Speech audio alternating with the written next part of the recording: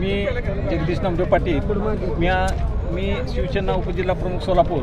मी आज जवळा 48 जिल्हा परिषद गटातून मी शिवसेना या पक्षाकडून अर्ज दाखल केलेला आहे.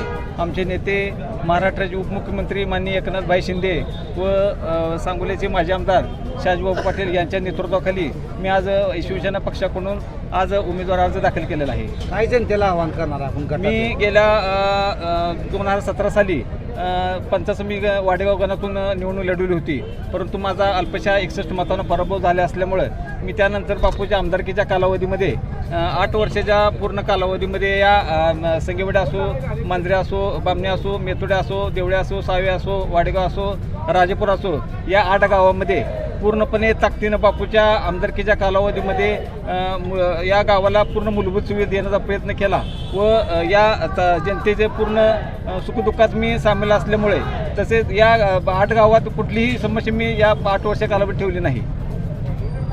ठीक आहे, धन्यवाद.